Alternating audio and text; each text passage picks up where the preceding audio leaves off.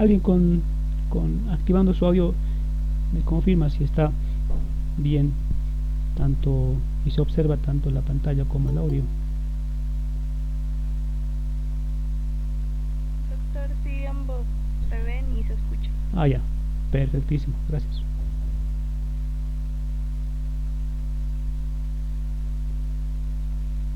Bien, hemos hablado de homeostasis. Hace un momento hemos indicado que prácticamente hablar de homeostasis es hablar de salud, es hablar de bienestar en nuestro cuerpo. Sin embargo, este estado de buena salud no es algo que ocurre sin esfuerzo, ¿ya? O sea, por ejemplo, uno, uno debe de, en lo posible, consumir alimentos que no sean chatarra. Eso no se debe hacer, porque esto te va a provocar luego enfermedad en un futuro. El tabaco no se debe consumir, se debe estar en un lugar, un ambiente libre de tóxicos. La forma en la cual te vas a comportar también influye mucho en tu salud. Si no duermes bien, te pasas de fiesta en fiesta todos los días, eso con el tiempo te va a llevar a una enfermedad. Sin embargo, la parte genética también influye en un proceso de tipo homeostático, es decir, que nos puede llevar después de eso de un estado de salud a una enfermedad. La homeostasis puede verse alterada.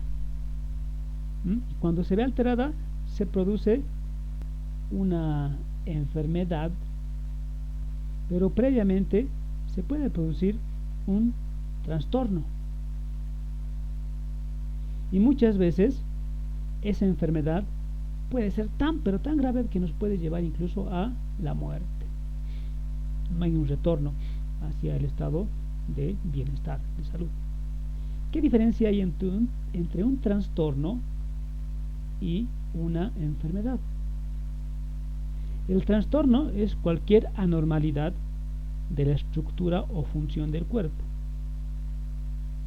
En un momento dado, tu corazón tiene un tamaño como la de tu puño.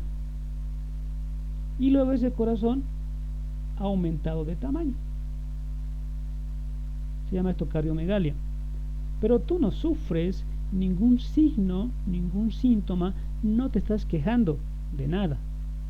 No estás sufriendo, en pocas palabras. Eso es un trastorno. Cuando alguna parte del cuerpo sufre algún cambio, tanto en la parte anatómica como también en la parte funcional. Pero no me quejo de nada, no siento sintomatología alguna. En cambio que la enfermedad, entonces, este se caracteriza por dolencias, se caracteriza por que uno se va a ir quejando por signos y por síntomas. Y en este caso, después de cierto tiempo de que, bueno, ese corazón ha aumentado de tamaño, puedo quejarme de cansancio, me cuesta respirar. Eso es una enfermedad. Entonces tiene signos y síntomas. Los síntomas son cambios subjetivos de las funciones corporales que no podemos observar. Ya son cambios, entonces, los síntomas que no son evidentes, no podemos observar, no podemos medir. Dolor de cabeza sería un ejemplo. Dolor de cabeza. ¿Puedes medir dolor de cabeza? ¿Puedes encontrar dónde es el dolor específico en la cabeza? ¿Ese dolor? No, no se puede. Esto representa a un síntoma, es algo subjetivo. En cambio que un signo es cualquier anormalidad en el cuerpo que lo podemos observar, es algo objetivo. Ejemplo, si te voy a medir acá la temperatura y luego coloco 37 grados, estoy observando ese cambio en tu cuerpo, una temperatura de 37. Le estoy dando aquí un dato. Y al darle aquí un dato estamos hablando de un signo. Un ojo morado también sería un signo. El edema sería también un signo. La diarrea es un signo, ¿estás viendo ahí? Ahora, la ciencia que estudia cómo y cuándo ocurren las enfermedades, y aquí estamos buscando, por ejemplo, patógenos, ¿ya? Se llama epidemiología. Eso es lo que hace la epidemiología. Estudia cuándo, cómo y dónde ocurren las enfermedades. En cambio que la farmacología, pues es la ciencia que estudia los efectos que tienen cada uno de los fármacos y además en qué enfermedad se debe de utilizar un fármaco. Eso es farmacología.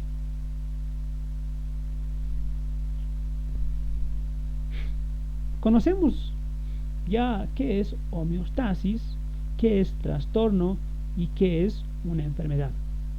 Ya conocemos. Ahora, ¿cómo se hace el diagnóstico de una enfermedad? Porque de un trastorno es medio complicado que se haga un diagnóstico, porque el paciente generalmente no se queja, pero cuando hay enfermedad sí se queja. Entonces tengo que saber qué enfermedad tiene haciéndole un diagnóstico. Es una ciencia y además que se adquiere con los años de práctica. Ahora, en algunos casos, si es que el paciente viene a consulta sin signos y sin síntomas, con algunos exámenes también podemos hacer diagnóstico de un trastorno, pero es más complicado, pero se puede hacer, aunque sea complicado. Este diagnóstico se basa básicamente recolectando en lo que son los signos y los síntomas que tiene entonces un paciente cuando nos detalla su enfermedad. El diagnóstico de la enfermedad incluye 3 pasos: la anamnesis, el examen físico y luego los exámenes de laboratorio. En la anamnesis, el paciente nos va contando qué es lo que le duele. Nos dice cuándo ha empezado, en qué situaciones el dolor desaparece, pero vuelve nuevamente a aparecer. Y nos dice, este dolor es el que más me preocupa. Eso es motivo de consulta. Eso es enfermedad actual. Además, vamos a recolectar aquí antecedentes previos a la enfermedad. Y obviamente, pues, vamos a recolectar síntomas y signos en esta parte de la anamnesis, principalmente, pero los síntomas en la anamnesis. Y el segundo paso es el examen físico. Y aquí le diré, pues, señor, a la camilla, voy a hacer una revisión, ya, voy a hacer una revisión y voy a ir luego utilizando técnicas no invasivas como la inspección, la palpación, la auscultación. Voy a tomarles los signos vitales. Voy a empezar realmente a trabajar, en este caso utilizando técnicas no invasivas. Ese es el examen físico, una evaluación ordenada del cuerpo y sus funciones. Toma de signos vitales se realiza en este examen físico. Y con estos 2 pasos, la anamnesis y el examen físico, generalmente ya llegamos a un diagnóstico de la enfermedad. A veces es muy complicado, sin embargo, después de hacer estos 2 pasos, tener un diagnóstico certero. Entonces luego recurrimos a exámenes de laboratorio, exámenes de sangre, ecografías, radiografías, muestras para hacer análisis en el laboratorio. Entonces esa es la tercera etapa. Generalmente con estos 3 pasos deberíamos de diagnosticar la enfermedad. Una pequeña porción de los pacientes, sin embargo, pese a hacer estos 3 pasos, no se llega a un diagnóstico. Y en este caso, seguramente hay un componente psicológico, tal vez. Entonces podemos derivar a otro especialista, pero después de haber hecho estos 3 pasos.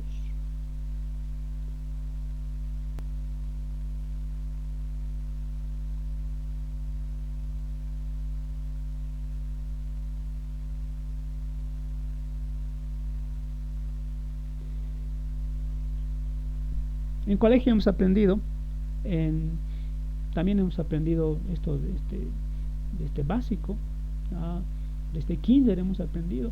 A ver, esta parte del cuerpo, ¿cómo se llama? Nariz. Esta parte del cuerpo, ¿cómo se llama? Boca, cabeza. ¿Ya? Estos son términos comunes que se utilizan. Pero en medicina, en el área de salud, se utilizan términos llamados así anatómicos. Y estos términos anatómicos son exclusivos para describir partes del cuerpo. Esa boca, ¿ya? Por ejemplo, se va a llamar oral. Toda esa cabeza, decimos en términos anatómicos, cefálico. La descripción de estas partes del cuerpo se lo hace en una posición en la cual el individuo tiene que estar parado. Se llama posición anatómica. El sujeto está erguido frente al observador, la cabeza está nivelada, los ojos están mirando adelante, los miembros inferiores están paralelos a los pies apoyados sobre el piso, y estos están dirigidos luego hacia adelante. Los miembros superiores se hallan a los lados del cuerpo con las palmas hacia adelante. Esa es la posición anatómica. Hay otras posiciones que también podemos adoptar. Por ejemplo, cuando estamos echados y estamos mirando hacia arriba, hablamos de una posición supino. Cuando estamos echados y mirando hacia abajo, hablamos de una posición prono. En tu libro tienes esta sección donde habla sobre supino y prono. Ahí un asterisco colocar. Suele ser pregunta de examen, esto es para confundirse, ¿no? Boca arriba, supino. Boca abajo, prono.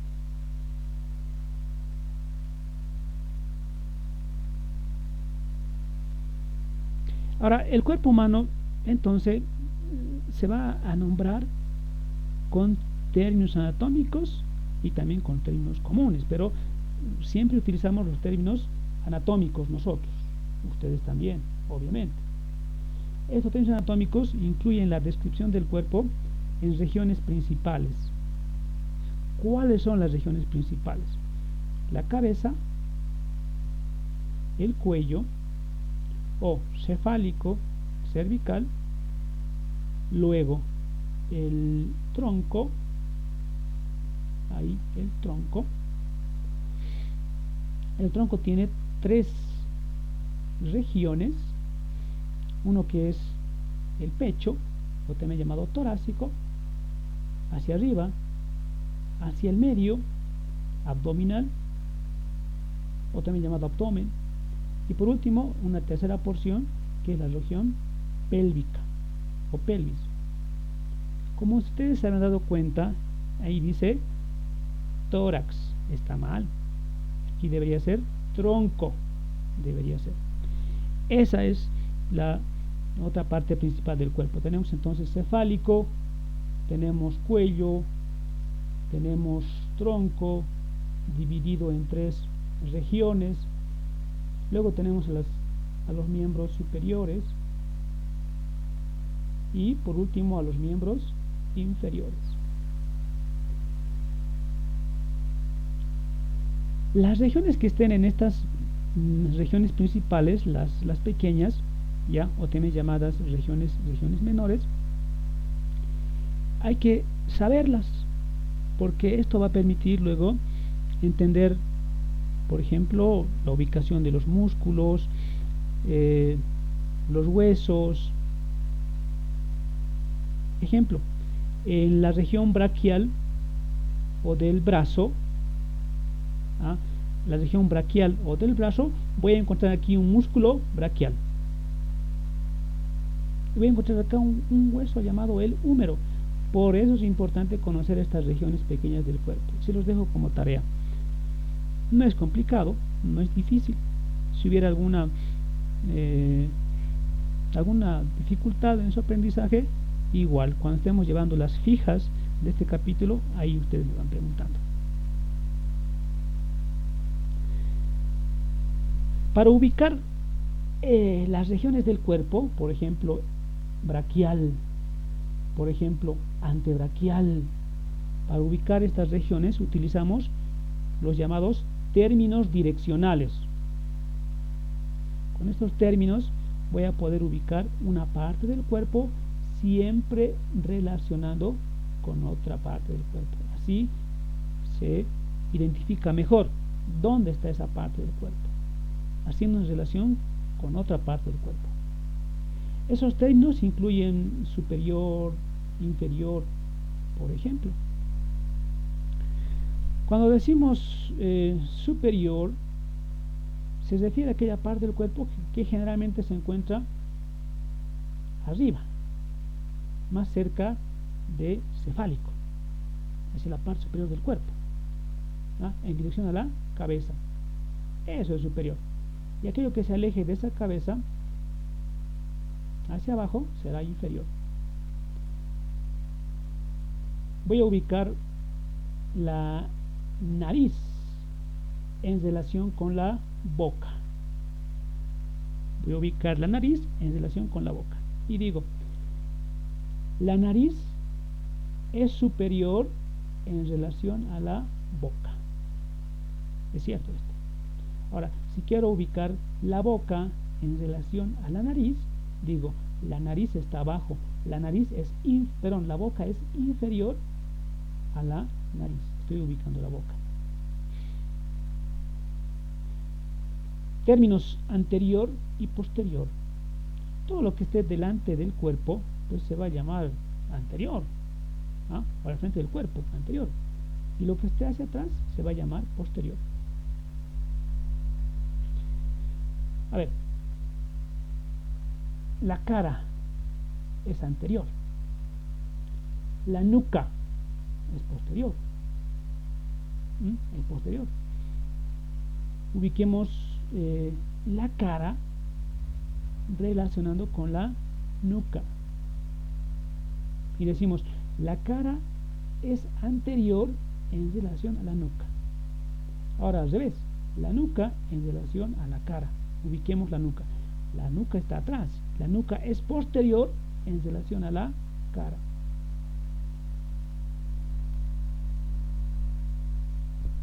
Acá tenemos la tráquea. Esto lo puedes ver en tu libro. Y hacia atrás está el esófago. ¿Sí? Hacia atrás está el esófago. Ubica el esófago en relación a la tráquea. Entonces voy a decir, el esófago es posterior en relación a la tráquea. Cuando alguna parte del cuerpo se encuentra cercano a la línea media que se traza y que pasa por el ombligo, si esa parte del cuerpo está cerca a esa línea, se llama medial. Y si esa parte del cuerpo, por ejemplo aquí el hombro, está lejos de esa línea, se llama lateral. Entonces hablamos de medial y lateral. El esternón es medial, ¿sí? El esternón es medial. El hombro es lateral. Ahora ubiquemos el esternón relacionado con el hombro izquierdo o derecho. Decimos, el esternón es medial en relación al hombro, ya sea izquierdo o ya sea derecho. Un término también utilizado es el de intermedio, ¿ya? O sea, entre dos estructuras. Este es colon ascendente, este es colon descendente. Y aquí luego está el colon transverso. Entonces, el colon transverso es intermedio entre el colon ascendente y el colon descendente.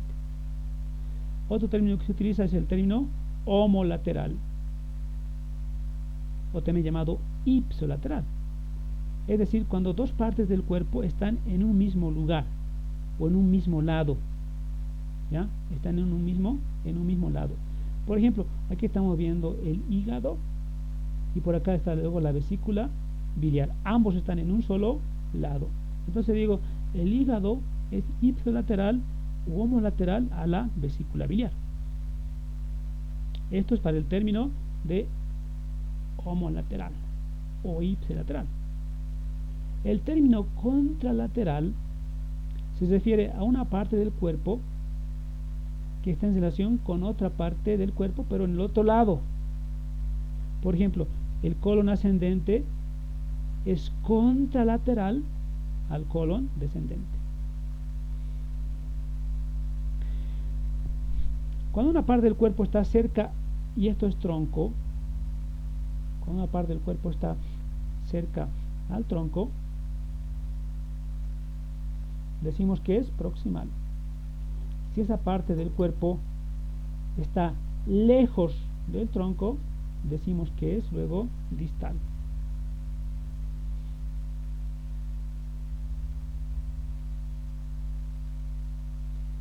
Yo les recomiendo que no lo corrijan, déjenlo ahí, porque saben ustedes muy bien que si la pregunta o alguna parte del libro está mal, así, aunque esté mal, igual va a ser dada como válida.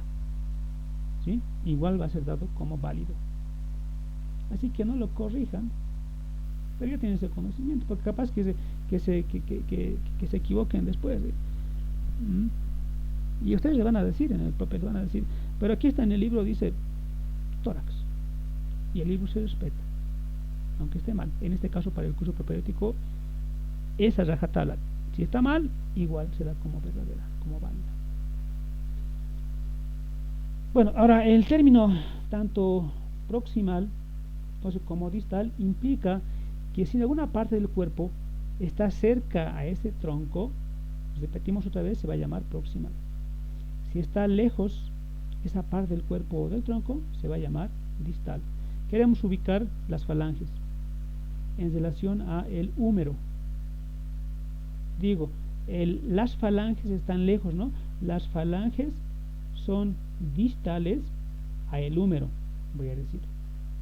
Ahora, ubícame el húmero en relación a las falanges. Digo, el húmero es proximal, porque está proximal al tronco, es proximal en relación a las falanges. Por último tenemos a lo que es superficial y profundo. Se basa más que todo el término superficial cuando se habla en dirección a la superficie del cuerpo o en la superficie. Lo más superficial en el cuerpo va a ser la piel. Si se aleja de esa superficie, estamos hablando de profundo. Solemos decir externo para hablar de superficial y solemos decir interno para hablar de profundo. Entonces, la piel es superficial en relación a el húmero.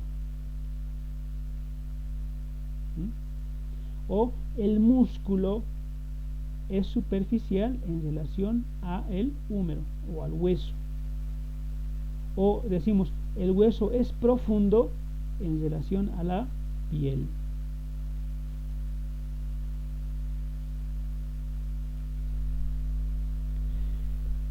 Planos y cortes. Los planos, y esto márcalo en tu texto, la palabra clave aquí son superficies. ¿Ya? Los planos son superficies planas, imaginarias. Son superficies planas y además son imaginarias. Esos son los planos. En cambio que los cortes se realizan a través de esos planos. Y aquí luego no es imaginario porque estamos haciendo el corte y vamos a observar después la estructura de ese órgano que estamos estudiando. ¿Cuáles son esos planos?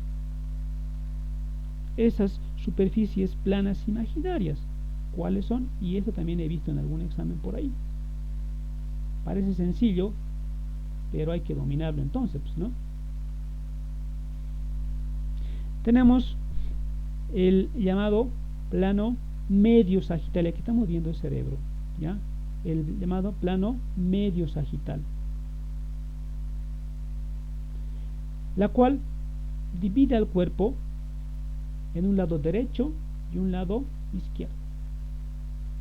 Ahí es entonces, ¿no? El plano medio sagital va a dividir lado izquierdo y lado derecho, por acá, o dependiendo de cómo estés viendo o cómo le esté llegando la imagen por allá, ¿no?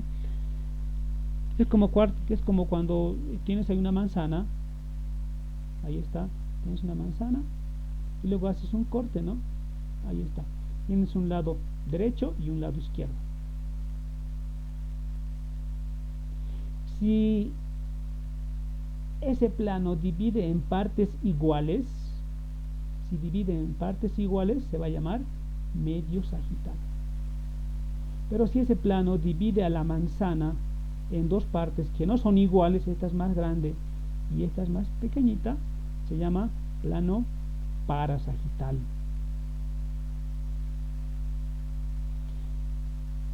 Tenemos el plano coronal, y aquí en el cerebro me ubico mejor. Ahí tengo adelante una porción adelante y otra porción atrás, una porción anterior y otra posterior. Así el plano coronal va a dividir a una parte del cuerpo en algo anterior y en algo posterior. En el dibujo sí, ahora sí podemos entender el plano transversal, el cual este plano, cuando trazamos imaginariamente por el cuerpo, divide el cuerpo en algo superior y algo inferior. Se llama también plano horizontal. Cuando un plano, sencillito esto, divide el cuerpo en forma oblicua,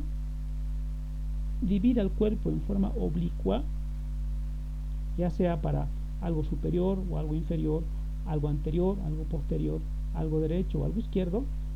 Si el plano que nos estamos imaginando pasa en forma oblicua, se va a llamar plano oblicuo. Sencillo, ¿no? Se va a llamar plano oblicuo. Estos planos, tanto el plano medio sagital, que divide un lado derecho e izquierdo, el frontal, un lado anterior, otro posterior, el horizontal, uno superior y otro inferior, se utiliza para hacer luego los cortes. Y con estos cortes vemos mejor y estudiamos mejor a un órgano. Y aquí estamos viendo corte medio sagital del encéfalo.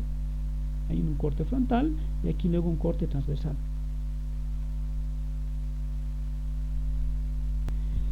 Cavidades del cuerpo vamos a hablar a continuación. ¿Qué es una cavidad? Anótalo en tu texto, en tu libro, con tu bolígrafo y escribí esta palabra: espacio. Espacio. Entonces, con esta palabra entiendo mejor qué es una cavidad. ¿Ya? Es un espacio, aquí estás viendo un espacio amarillo, un espacio verde, un espacio azul o plomo estás viendo ahí. Esa es una cavidad. Ahora, en esos espacios vamos a encontrar obviamente órganos. Podemos encontrar también que estas están formadas por huesos, músculos y ligamentos, los cuales van a separar después diferentes espacios. Por ejemplo, aquí estos huesos de la columna van a separar este espacio, esta cavidad, de esta otra cavidad. Acá estamos viendo, por ejemplo, el músculo diafragma, que está separando esta cavidad grande de esta otra cavidad grande. La palabra clave para entender entonces cavidad es espacio. ¿Sí? Es espacio. Anota esto en tu libro. ¿Qué cavidades hay en el cuerpo? Tenemos a la cavidad del cráneo. ¿Ya? Esa cavidad del cráneo contiene a el encéfalo. Por acá va a estar el encéfalo. Luego tenemos acá un conducto por debajo o inferior. Se llama el conducto vertebral, el cual contiene la médula espinal. Tenemos una cavidad torácica. Esto es una vista lateral. Esa cavidad torácica tiene dos cavidades iguales, llamadas cavidades pleurales, y una cavidad un poco más pequeña llamada la cavidad pericárdica. ¿Ya? La cavidad torácica tiene cavidades pleurales, ahí un lado, el otro lado, luego tiene una cavidad pericárdica, donde está el corazón. Entonces hay tres cavidades acá, en la cavidad torácica, y un espacio llamado el mediastino. ¿Qué vamos a encontrar en la cavidad pleural? Los pulmones. ¿Qué encontramos en la cavidad pericárdica? El corazón. ¿Qué encontramos en el mediastino? Y ahí también voy a colocarlo. A esto me van a preguntar seguramente, tengo que saberlo, tengo que memorizarlo. Vamos a encontrar todos los órganos de la cavidad torácica van a estar en el mediastino, excepto excepto los pulmones. ¿Ya? Entonces, en el mediastino, parece riñón, ¿no? Pero bueno, son pulmones. Están todos los órganos de la cavidad torácica, menos los pulmones, porque los pulmones están en la cavidad pleural. ¿Y cuáles son esos órganos que están en el mediastino? Entonces, vamos a encontrar el corazón, el timo, el esófago, la tráquea y varios grandes vasos, como por ejemplo la aorta, la vena cava. Otra cavidad que está delimitada en este caso hacia arriba por el diafragma se va a llamar la cavidad abdominopelviana. Esa cavidad abdominopelviana se va a dividir en dos, una superior y otra inferior. La superior se va a llamar cavidad abdominal y la inferior se va a llamar cavidad pélvica. La cavidad abdominal, es decir, la parte superior, va a tener órganos del aparato digestivo. Por ejemplo, por aquí va a estar el vaso, por aquí va a estar la vesícula biliar, por aquí va a estar el intestino delgado, el intestino grueso, ¿ya? Y va a estar siendo cubierto por peritoneo. En cambio, la cavidad pélvica, vamos a encontrar aquí la vejiga, parte del intestino grueso, estará por acá. Por aquí van a estar los ovarios, ¿no? Órganos de reproducción, y estarán en la cavidad pélvica.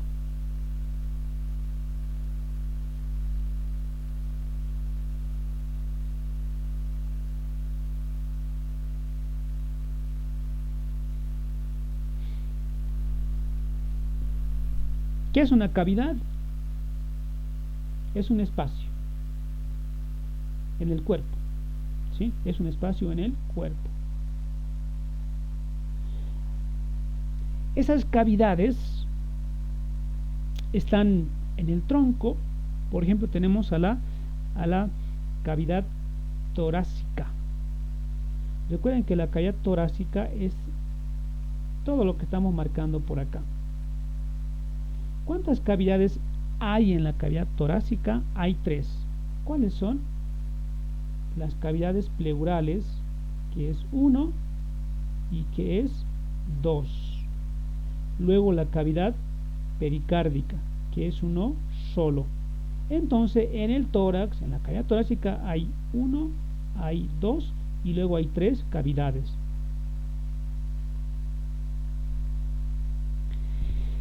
La cavidad pleural está siendo cubierta, y aquí estamos viendo en color lila, esa cavidad pleural está siendo cubierta por una membrana serosa llamado pleura, la cual tiene dos capas, una parietal que está en relación con las paredes de la cavidad torácica y otra visceral que está en contacto con el pulmón, que es una víscera. La cavidad pericárdica es un espacio, cavidad, espacio, dice, ¿no?, que está cubierta por una membrana serosa llamado el pericardio. El pericardio va a cubrir a la cavidad pericárdica, ese espacio, el cual también tiene sus dos membranas, que es en realidad una membrana serosa, pero tiene ahí dos capas, si quieres decirlo también así. Un pericardio parietal, que está en contacto con los órganos que están en el mediastino, y otro pericardio visceral, que está en contacto realmente con el corazón.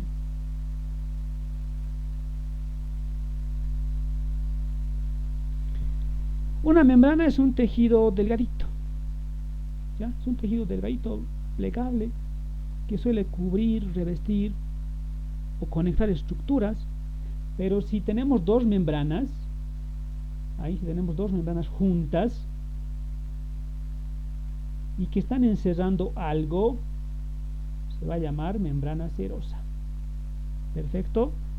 Si tenemos una sola membrana que está cubriendo algo, que está revistiendo algo, que está dividiendo, conectando algo, y tenemos dos membranas, una externa y otra interna, se va a llamar membrana serosa. ¿Qué serosa cubre a la cavidad pleural? La pleura.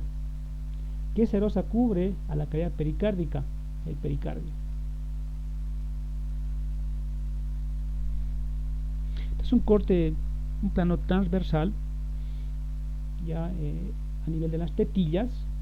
Esto es anterior, esto es posterior, y estamos aquí delimitando lo que es la cavidad pleural derecha, aquí luego la cavidad pleural izquierda, y entre líneas entrecortadas, por ahí, estamos viendo lo que es el mediastino. Y en ese mediastino estamos viendo también la cavidad pericárdica, ¿sí? La cavidad pericárdica, donde está el corazón. Y esas líneas entrecortadas, que es el mediastino, incluye entonces el esófago, incluye hacia atrás la aorta, incluye vasos sanguíneos mayores, incluye también el timo por acá. El timo también forma entonces parte de ese mediastino. ¿El corazón forma parte del mediastino? Sí, porque está dentro de estas líneas entrecortadas. Forma parte del corazón del mediastino.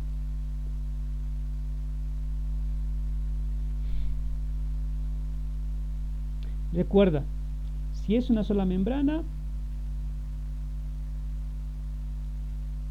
si es dos membranas, estamos hablando de membrana serosa. Y en la cavidad abdominal hay una membrana que cubre a la gran mayoría. Es una membrana serosa de la cavidad abdominal. Y esa membrana se va a llamar después peritoneo. Se va a llamar así, entonces peritoneo se va a llamar aquel que vaya a cubrir a la gran mayoría de los órganos que están en la cavidad abdominal.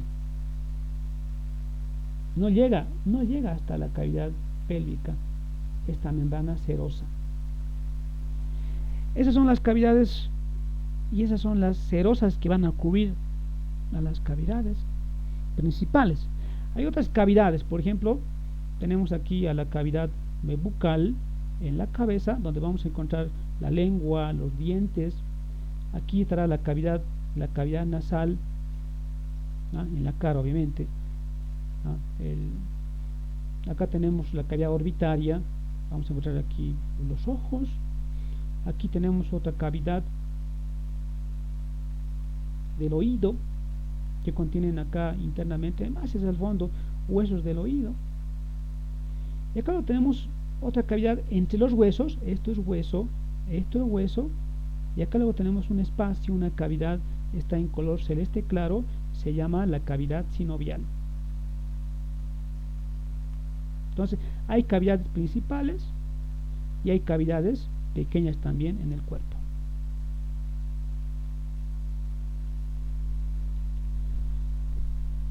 Regiones y cuadrantes de la cavidad abdominopélvica. Bueno, para describir con facilidad órganos que se encuentran en la cavidad abdominopelviana, para describir con facilidad órganos que se encuentran en la cavidad abdominopelviana, solemos dividir a esa región en líneas verticales, dos líneas verticales que se toman como referencia la parte media de las clavículas o que pasen por hacia adentro de las tetillas, ahí. Entonces, tomando como referencia la parte media de las clavículas, trazamos dos líneas verticales, trazamos dos líneas horizontales, una que pase por el reborde subcostal, otra que pase por la cresta del hueso coxal, ¿ya? Tubérculos de hueso coxal, se va a llamar esta línea transtubercular. Son dos líneas horizontales y con esto delimitamos después regiones superiores, regiones medias y luego regiones inferiores. Las regiones superiores van a ser el hipocondrio derecho, donde está por ejemplo el hígado, el epigastrio, donde está por ejemplo el estómago, parte del hígado también, el hipocondrio izquierdo, donde sigue estando el estómago, aquí vamos a encontrar el vaso también, flanco derecho, colon ascendente, región umbilical, principalmente intestinos, flanco izquierdo, colon descendente, fosa ilíaca derecha, colon, pero el apéndice está por acá, en la fosa ilíaca derecha, y aquí lo voy a poner también asterisco, ¿sí? Y voy a escribir por acá, apéndice. ¿Dónde se encuentra? En la fosa ilíaca derecha. Suele ser pregunta de examen, pues están colocando acá un asterisco. El hipogastrio, intestino grueso, intestino delgado, órganos importantísimos, en este caso la parte final, el aparato digestivo, y luego fosa ilíaca izquierda, igual, intestino grueso. Son 9 regiones. Se utiliza mucho esto para describir dónde están ubicados entonces los órganos, ¿ya? ¿Dónde están ubicados esos órganos? Más que todo para estudios de anatomía se realiza esa división.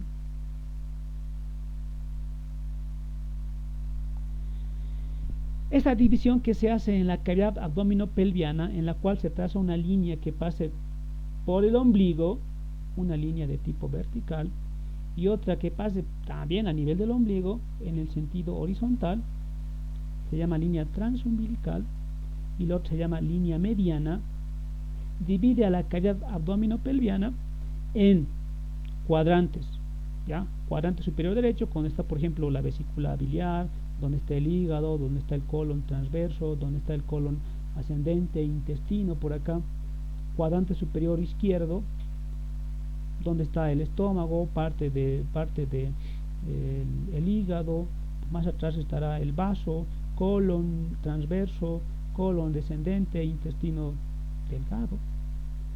Cuadrante inferior derecho, y aquí, bueno, vamos a encontrar, aquí se ve, ahí está, el apéndice en el cuadrante inferior derecho.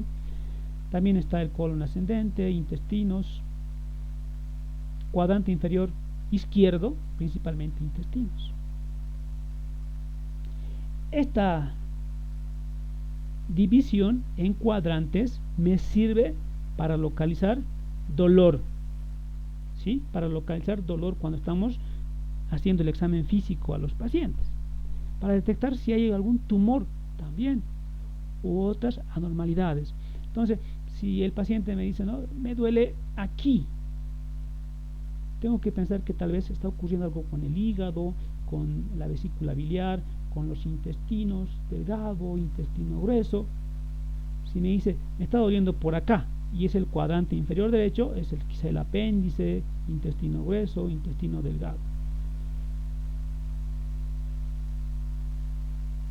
Mientras vamos envejeciendo, nuestro cuerpo sufre cambios.